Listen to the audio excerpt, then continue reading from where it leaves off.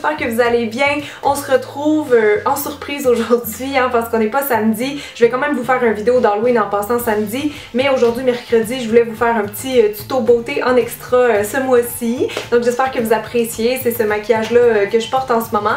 En fait c'est un maquillage d'automne quand même assez simple à réaliser avec des tons beaucoup orangés parce que je trouve ça trop beau, puis on dirait que c'est rare qu'on se maquille dans ces couleurs là, mais l'automne c'est vraiment la saison idéale pour. Puis en plus ça tombe bien parce que je m'en vais là à la fête d'une amie, donc je me suis dit tant qu'elle me chixer un petit peu vu qu'on va sortir, ben je vais vous filmer le look, comment faire, parce que c'est vraiment un maquillage que je porte beaucoup ces temps-ci. Donc j'espère que vous aimez, puis si oui, continuez de regarder. Rebonjour! Alors je vais commencer tout de suite par les yeux parce que moi je préfère procéder ainsi pour pas qu'il y ait des chutes sur le teint. Et comme je veux aller faire un maquillage qui est vraiment dans les tons orangés, ça me prend une base qui est orangée, donc aujourd'hui je vais pas prendre mon fameux primer de MAC là, que j'utilise tout le temps. À la place j'ai ça ici, c'est de Pupa, malheureusement je pense que c'était une édition limitée, mais si vous avez genre tu sais un crayon pour les yeux jumbo ou pas qui serait un petit peu orangé, ça serait parfait. C'est vraiment juste parce que dans la palette que je vais utiliser après, j'ai pas vraiment la teinte orangée que je voulais, donc au moins avec ça, ça va me faire une bonne base. Puis je vais vraiment l'appliquer partout en remontant même plus haut que le creux. La palette d'ombre à paupières que je veux utiliser aujourd'hui, c'est la Simply Nude de Lise Wattier. Comme ça, elle a plein de belles couleurs neutres mais un petit peu différentes comme ceci. Mais si jamais vous l'avez pas parce que vous êtes en France par exemple, il y a la Warm Neutrals de Sigma aussi qui a quand même des teintes un petit peu en commun pardon, avec un petit orangé entre autres, donc vous pourriez peut-être vous dépanner avec ça ou une autre palette de votre choix. Je vais tout de suite appliquer l'espèce de petit orangé qu'on a dans la palette justement avec le même pinceau, juste retapoter ça par-dessus mon fard crème, comme ça on va avoir une tenue impeccable et irréprochable. Puis la teinte est un peu moins flash là, que mon fard crème, fait que ça va aider à rendre le look un peu plus portable. Pour aller donner un peu plus de dimension à mon œil maintenant, je pense que je vais y aller avec l'espèce de brun qu'on a ici et un pinceau comme ça. Je sais pas trop comment le décrire, il est comme ovale mais un petit peu touffu. Je vais mettre ça dans mon creux donc. En fait je le trouve un peu trop froid, puis comme j'ai des couleurs chaudes sur les yeux, ça serait vraiment mieux que j'aille avec un brun chaud, donc je vais y aller avec la palette de Sigma aussi finalement. Ça arrive hein, en testant on change d'idée parfois. Je veux pas aller non plus trop haut parce que je trouve ça le fun de garder un petit peu le dégradé du orangé très soft qui monte vers le sourcil. Oh by the way, ça là, les espèces de petites rougeurs du coin externe, ça m'énerve tellement des fois quand je fais des looks de même parce qu'on dirait que ça fait comme si je m'étais tachée. Fait que des fois je mets juste oups, un petit peu de cache-cerne ici pour me délimiter mon espace. Et maintenant je vais juste aller estomper pour que ça soit encore une touche plus doux, donc avec ma palette Simply Nude, je retourne avec celle-là. Vous pouvez prendre soit le beige ou le petit rose ici, c'est vraiment deux couleurs mates qui font très bien sur le sourcil. Pourquoi je dis sur le sourcil? Sur l'os du sourcil, pardon. Donc j'ai juste balayé ça et en même temps ça va venir fondre un petit peu ma couleur en dessous. Je garde le même pinceau que j'ai utilisé dans mon creux, mais là je vais aller chercher le brun ici qui est un petit peu rougeâtre, vraiment juste sur la pointe du pinceau, puis je vais aller glisser ça vraiment plus au coin externe, encore là pour donner un peu plus d'effet 3D à mon œil. Je veux pas oublier le coin interne, fait que je vais y aller encore une fois avec oups, mon petit beige mat que j'ai mis sous le sourcil, donc avec un pinceau plus petit cette fois, je vais tapoter ça dans mon coin interne un petit peu en haut et un petit peu en bas. Vous pouvez laisser le maquillage comme ça si vous aimez ça, mais moi je vais aller rajouter du orangé et du brun en bas, donc vraiment les mêmes couleurs que j'ai utilisées en haut. Je vais en glisser avec un petit pinceau crayon, vraiment dans le rotile. Il faudra peut-être que je regarde en haut, ça va mieux aller. Oh, excusez, j'ai les yeux un petit peu rouges en ce moment. Quand je filme des tutos avec mes allergies, j'ai vraiment de la misère ces temps-ci. Bref, maintenant je vais aller faire un trait d'eyeliner avec le Grandiose Liner de Lancôme que j'utilise vraiment souvent ces temps-ci. Je vais juste le brasser pour que la pointe soit bien humidifiée. Humidifiée? Ça se dit-tu? Je pense que oui. Humide! Humide! Si je me trompe pas, c'est Lisa Eldridge qui a aidé à designer ce produit-là. Vous savez que je l'aime beaucoup, c'est une maquilleuse que j'adore. Et la particularité, c'est qu'on a une tête qui est un petit peu pivotante comme ça, donc ça peut faciliter pour certaines l'application du eyeliner. Donc c'est vraiment original, c'est le premier eyeliner que je vois qui est comme ça, qu'on peut vraiment courber comme à 35 degrés. Donc ça peut aider des fois si on veut aller par exemple au coin interne chercher un meilleur angle. C'est vrai que c'est quand même un peu intuitif comme ça, comme application. Le noir est tellement intense, là ça contraste beaucoup avec l'orangé sur les yeux. Puis la pointe est vraiment fine au bout, fait que ça va bien pour aller faire notre petit œil de chat. Parce que vous savez comment j'aime ça, les fill-in flicks. Donc je vais aller m'en faire un vraiment ici en m'alignant quand même assez à la verticale, tiens.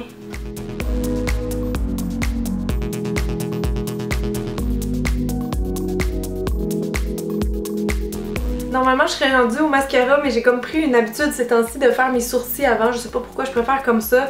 En fait, je pense parce que j'ai les yeux sensibles, je mets souvent des gouttes. Fait que pendant que ça rentre vraiment dans mon œil, j'ai le temps d'aller faire mes sourcils. Et aujourd'hui, j'y vais avec le Brow Definer de Anastasia que j'aime beaucoup. En ce moment, c'est un peu plus foncé parce que je les ai teints. Là, il y en a plein qui m'ont demandé hey, comment t'as fait pour que tes sourcils poussent? Ben, il y a différentes choses là, mais c'est sûr que quand on les teint, ça les fait ressortir beaucoup. Donc, je fais juste des petits coups dans le sens du poil, puis ensuite, je viens toujours brosser pour enlever justement si on est allé trop fort. Et pour fixer tout ça, je vais juste repasser avec mon petit gel que j'ai fait avec Studio Makeup. J'enlève l'excédent et je vais appliquer ça doucement, juste en faisant des petits coups vers le haut. Puis je l'ai pris dans la teinte médium juste pour pas rendre mes sourcils trop foncés par rapport à mes cheveux. J'aime ça leur donner un petit look des fois un petit peu ébouriffé en les peignant vers le haut. Bon ben les gouttes pour les yeux font aucun effet en ce moment donc j'ai pas le choix de continuer sinon je vais être en retard à mon party. Donc pour le mascara maintenant je vais utiliser le Big Show de chez Annabelle, un mascara que j'adore, que je vous parle depuis longtemps je pense sur ma chaîne. C'est vraiment un de mes coups de cœur à petit prix en pharmacie parce que je trouve qu'il fait tellement de volume. En plus la brosse est quand même assez simple, je vous dirais ça ressemble vraiment à une brosse classique de mascara. Elle est en poil mais ça donne vraiment beaucoup de volume donc je vais vous faire une petite démonstration à l'instant. Puis quand je mets du mascara, je fais toujours un petit mouvement de zigzag et ensuite je vais venir les placer vers le haut comme ça. Donc ça c'est déjà après une couche, je vais essayer d'aller en mettre 2 ou 3 pour vraiment avoir le maximum d'impact.